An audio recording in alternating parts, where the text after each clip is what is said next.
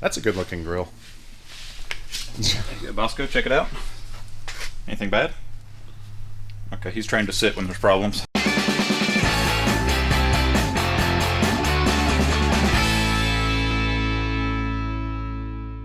Today we are standing in front of my 2015 GMC Sierra 3500 Heavy Duty Denali Edition. It's a truck that we got to get us home from Wichita and replace the ailing Titan. Now, one thing when we purchased this truck that we really didn't have time for is a comprehensive pre-purchase inspection. We went ahead and made sure it had the basics that we needed and had pretty good tires and hit the road and started driving. You know, that's exactly what you should do when you purchase something that large and expensive. And it's about time we find out exactly what might be wrong with this truck. And if you look closely, you'll notice we are at Site C, GRC, Randy's shop here in Cleveland, Georgia. The reason we're here is I thought a pre-purchase should be done by a dealer, and I called my local GMC dealers. They didn't want me to film there and do anything with them on the inspection, and then I called a competing brand dealership that I had a friend at, and once again they didn't want to film. Checked one other dealer, and they didn't want to be on camera either. So our next best option is stop by your friend's place and let him make fun of your new expensive purchase, right? That's what friends do. Dude, I'm still trying to clean up from the last time you were here. It's just one pile left. It's not that bad. Okay. But, so, I know you are a Cummins guy. You have some friends who are Stroken guys. What do you think of the Duramax guys? All diesel trucks have their same issues. You gotta spend money somewhere. Just a matter of where you gotta spend it. Where it spends. So you've seen the truck, you've not ridden in the truck or really anything. So we're gonna get an honest opinion of what you think of it. I will admit there's one glaring problem when you're driving. I will let you discover it. It's not gonna take long. But obviously when you're doing a pre-purchase or after-purchase inspection, what are you looking for? Well, we're going to look for our common issues, our rust. That's always a big concern for us, especially in the international world. From there, we'll move on to mechanical issues, fuel system, ignition system, carburetors, distributors, that kind of stuff. Yeah, make sure those are in good order, because those are wear items and should be checked regularly. So at 56,000 miles, do you think those will be worn out? Well, we'll pull the plugs and kind of, it'll give us an idea of the condition of the motor and see how it looks. If you don't know, he is joking, and he knows that that's an international pre-purchase. Diesels don't have those parts. Oh. Okay. Yeah, we'll look it over real good. Yeah. So first step, obviously, is the test drive. So we will let you, or I guess I'll clean that up to be a friend since I'm invading your shop once again. But we're not getting dirty this time, right? Hopefully? Hopefully. Hopefully. Yeah. But before we jump into driving the truck, we're going to go to Florida, where Tavarish and I filmed a real cool special limited edition merch plug that you guys are going to check out right now. Welcome to the past, because this is a little bit before this video took place. I stole Jared's iPhone. He's not here right now, but I'm not here. Okay, Jared's here. I'm standing right here. Okay, so so we have a big announcement for you guys. We have a limited edition shirt. It's so limited that we don't have one. We don't have it yet. It is a concept, and you're going to see it appear right now. Yes. Over our faces, so we can do whatever we want. And it's a really, really cool shirt. Oh my gosh. So it is 100% you guys supporting us, helping with the truck purchase, and getting us off the side of the road. You are the Wrench Everyday roadside assistance. Yes. And to thank the very special 300 of you, you're going to get a piece of the Titan. Yes, like very literally. Yeah, so we have 300 signed boxes, and each one of these, each shirt sold, we're only gonna do a 300 shirt run. Each person is gonna get a piece of the Nissan Titan, because you actually got a dented bumper from one of the Car Trek filming experiences. And Car Trek Season 2, the 4Runner accidentally slammed into reverse and dented the bumper substantially and kind of crinkled the 4Runner. So I am going to cut the metal chrome bumper. It's going to take a lot of work, but I'm going to cut 300 pieces for you and put them in those boxes. So again, only 300 of these shirts are going to be made. And then that's it. No more. And everyone who orders one, it's not a, am I the first 100? if you ordered a shirt, you're getting a piece of the Nissan Titan and get to keep it in memory with us. So Yeah, so definitely go check it out in the link in the video description below. But now we should probably get to your video in the future. Okay, here are the keys. Now, my wife hasn't even driven this yet, so. Sweet. Does it do burnouts? I haven't tried, but probably not because those are expensive tires. It probably We'll would. see about that, yeah. Hey, boss. Get the truck. He's like, yeah, I know this. He's like, I smell a Pura. Why is she not here?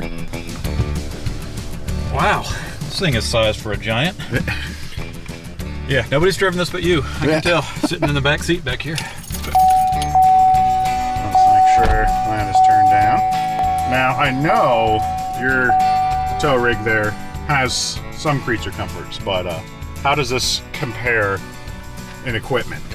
It's fancy. It's very fancy. It's that It doesn't fit me at all. you gotta go forward and Yeah. up. I'm surprised this power seat goes back 18 inches. I know. We got Bosco hanging out. He's enjoying the new truck. He's sniffing out any issues. I'll let you hold that for a second. Oh, this is weird. Recording. Yeah, I know. We're trying to get you to film. All right. Everyone comment down below who thinks Randy should start a Don't channel. do this to me. This thing is way too quiet for a diesel. I'm glad that it's got a compass in the display. So you know exactly where you're going Yeah, at the it's top. got a compass and navigation now. Really embarrassing to get lost. Oh, and you can actually set up to where the speedometer is. It will give you your GPS readout as well. Okay. So you can have compass and 2 GPS screens. Of course, we have exhaust brake, lane departure assist. So when you're over 35 miles an hour, it'll let you know if you're tracking correctly in the lane. It's a dually, so no, never. Yeah, pretty much. The lanes are the width of the truck. So have you noticed anything yet? It's got a little tire noise up front for sure. Let's go find a nice straight stretch of road here where we can feel things out. And it is warmed up if you wanted to give it a little go. Oh yeah, that's fantastic. Yeah. Well, let's see. Can we get that wheel shaking? Oh yeah, that's good. So that might be the one problem I've really noticed with it, aside from that tire noise, is between 45 and 70. Yeah, that's fantastic. The It's added to it by the lane departure stuff shaking me in the butt at the same time too. oh, how do you like that? I kind of like it. Oh, if you like that in the butt, here you go, sir. Would you like some air conditioning? cold air? Oh, that's nice. That's lovely. Hug the line here, get the air conditioning, get the butt jiggle, and the steering wheel jiggle. It's like a massage. Normally, you have to spend a lot of money. I think you did actually. I unfortunately did. So once we get up to speed, there you go. It moves out not too bad, Yeah, huh? that's fantastic. For an 8,000-pound rig. Yeah. Let's see. Quite encompass how much that wheel is shaking. Yeah. It's bad. So I'm anticipating, I'm hoping not a bent wheel, maybe something in a tire. I would hope at this mileage not a suspension failure, but It's not unheard of by any means. yeah, that's possible. So I'm not getting really unusual noises when you're faster than that. It's smooth. So we will finish our drive, and then we'll get back to the shop and get some thoughts and opinions.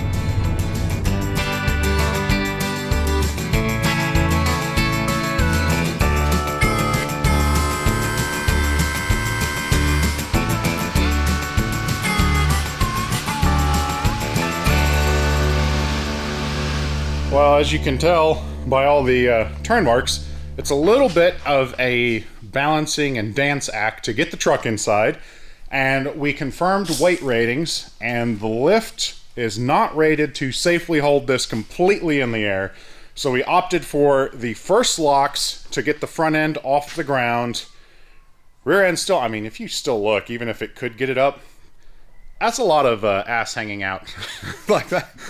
Don't set me up like that. No, not yours. You're covered now. Oh, okay. You're good. Got it. But when you're working and lifting, ideally the lift would be almost in the middle of the door. Even though the Duramax is heavy up front, you've got to be careful and safe. And you didn't see a truck like this coming in. You kind of work on smaller trucks. So Yeah. This is set up for a 100-inch wheelbase Scout at about 4,000 pounds. So this is huge for us. Yeah, 9,000 pounds with a Scout in between wheelbase. Yeah.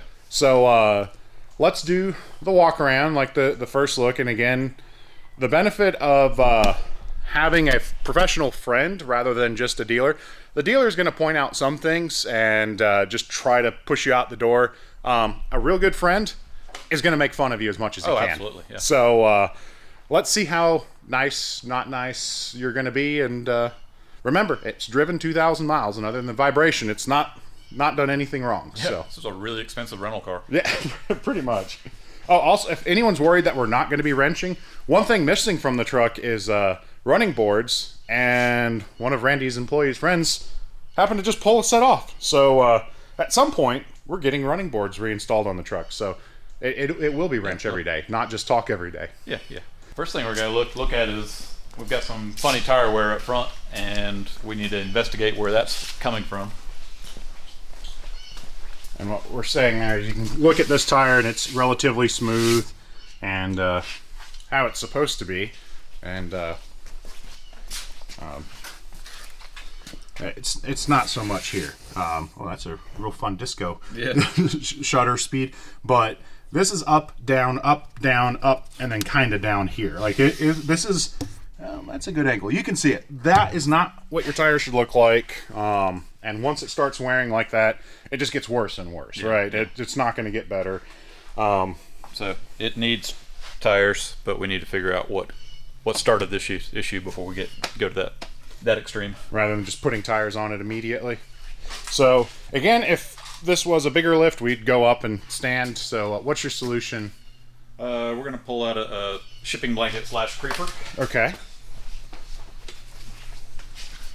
This one's rated for guys my size. All right. And Jared's. And Bosco's. We're not going to break the wheels on that one. Yeah. That's a good looking grill. Bosco, check it out. Anything bad? Okay, he's trained to sit when there's problems. Okay. So clearly there's something. All right.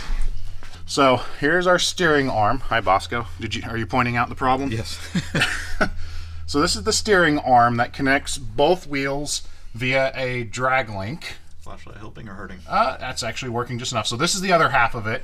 And again, it goes out to the wheel. You have a steering box. And, all right, what else do we got over here? Tie rod ends. Yep. And how do those look? Dirt in the eye? Yeah, dirt in the eye, yeah. Bosco is trying to take the microphone right now. No. And kiss me. Thank you, Bosco. Yeah. Those are pretty tight. Okay, so that's good. We'll put a pry bar on there and put a little pressure on them and really check them, but just by hand they feel tight. Okay. And one issue that's pretty common to the GM trucks is steering linkage, idler arms, pitman arms, and I think that's probably what we're going to find on this one. All right. So that is the idler arm he's got his hand on, and what that, let's see. We do have a little play in there. I don't know if that transfers into a camera or not. You can kind of see it moving up and down, but what you can really see is, go ahead and do that again, and let's see if I can get that wheel. Oh, no, it's fine. Get that wheel moving. As you're doing that, this wheel is towing in and out substantially, and towing again is turning left to right, which means that's one problem with my really nice truck that's not supposed to have any problems. So this is a two-piece idler arm. Would you say just that outside piece, there, I can point right, or the whole thing? I'd recommend doing the idler arm and pitman arm as a unit. Okay, so the pitman arm, that's this one here, and that's what connects to the steering box. And generally, if one bushing's shot, the other one's not going to be too far behind. So, cool thing that tells you this truck's meant to work is that Allison transmission has a separate external oil filter, incredibly easy to change. I know some of the Fords and Dodges picked that up later, but pretty much as long as an Allison's been in a Duramax, like they've had that set up. We've also got a little bit of wetness on the oil pan here. No, don't say that. Well, I can't help it when you buy a piece of junk, Jared. Yeah. These are the things you're going to find. So it's not coming. It's hard to show you guys. I'm sorry. Really, Bosco? Come on, good dog. Okay, yeah, you can see it. So that's the secondary oil pan. This is a two-piece oil pan, and that's wet. So the good news is that only looks like it requires a subframe and the front axle to come out. But I don't see any drips, so that's not a problem. But I'm sure it's going to be on my estimate because it's Randy. Yeah. Randy has got break 'em loose stick, and we are going to check ball joints. No wedge here.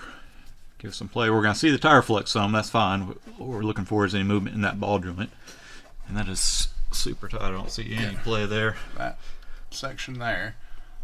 Yeah, and no popping or noises, so that's good. The upper is going to be a lot harder to see, and we're just going to not film that because sometimes there's too much awkwardness.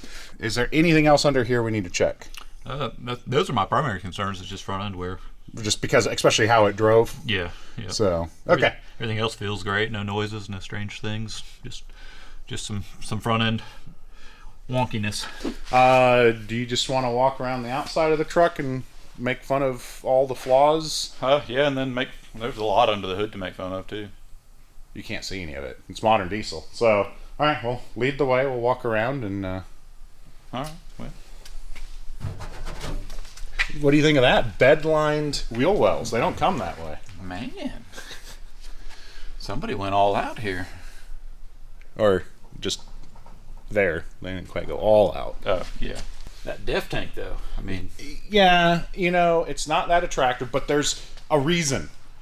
Really? Most every diesel puts the def fill right next to the fuel fill, diesel fill. What happens if you put def in your gas tank, diesel tank, and run it? Expensive things. Very expensive things. So, GMC looking out for the less educated diesel owner, put the fill in a very horrible spot in the engine bay. So, and you know what else is expensive? Ripping that def tank off the frame. It's got hitches floating around in the bed of the truck, beating stuff up. Well, I don't have storage boxes yet. Come on. I haven't had it that long. I like that you can see the pressure wash line. Yeah, I was thinking that too. The easy to get to is really clean, but if you go too high... Yeah, the 16-year-old detail kid at the dealership. Yeah, missed a little bit. Missed a few spots there. So, there's one chip in the window. It was fixed on that side over there, unfortunately. Oh, you guys saw the chip, and I didn't quite get you on the repair. But there it is, if we can get a focus. So when they're fixing that type of crack, they can't make it perfect, but they can stop it from spreading and make it mostly go away. And there we go. There's an engine in there beneath a lot. Oh, it's a plug-in hybrid. There we go. Look at that. GMC being all modern and, caring about the environment. Yes, that's a block warmer. That's not a hybrid. We know. What a dipstick. That's surprisingly not stinky. Yeah, it's typical blackness of a diesel, but... Well, let's see if we can get... But again, with diesel oil, you change the oil, you start the oil, and it's pitch black. Yeah, exactly. So, other than potential major suspension failure and tires, how's it looking? Not bad. I wouldn't call that major at all. I think if somebody kept up with rotating the tires a little better, it probably wouldn't really be that noticeable. But and we wouldn't necessarily go after it until it started really knocking. But we have a symptom, and there's our solution. So, tires and steering parts. But, all right, well... I will back the truck up a little bit and get started putting running boards on if you want to do the Hoovy's Garage thing and the Car Wizard thing where you're going to go and make a estimate for how much this is going to cost me. I can't wait for this. All right, I'm going to improve the looks of this truck by putting those running boards on and then prepare my wallet to be emptied.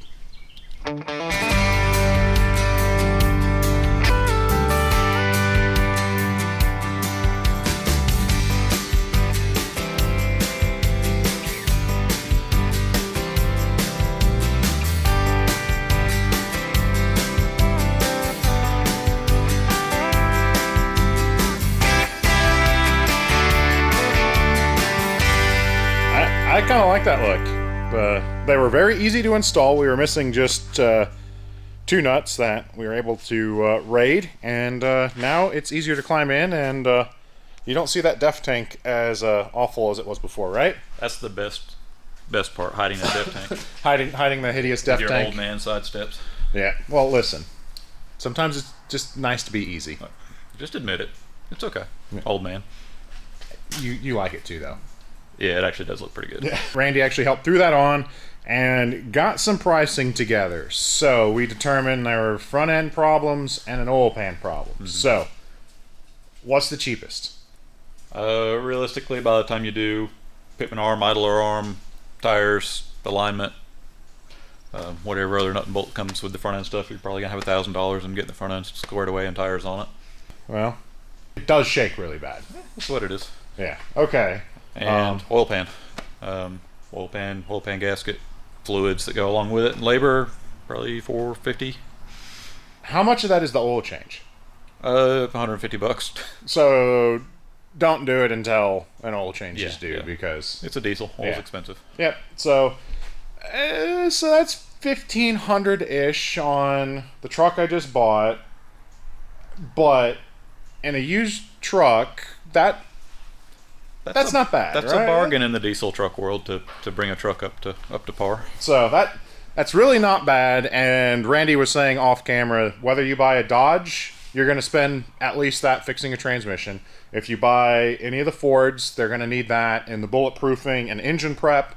And when you buy the Duramax, apparently they need lots of front end work. Yeah, it's no matter what you buy, you're going to spend some money, just a matter of what parts you're buying. So I can deal with that. So one thing we're going to do before wrapping the episode, just a little bit of bonus, is I'm going to steal your plasma torch and make 300 little pieces of old truck to give to people. 300. Yeah, shouldn't take long at all. Yeah, not at all.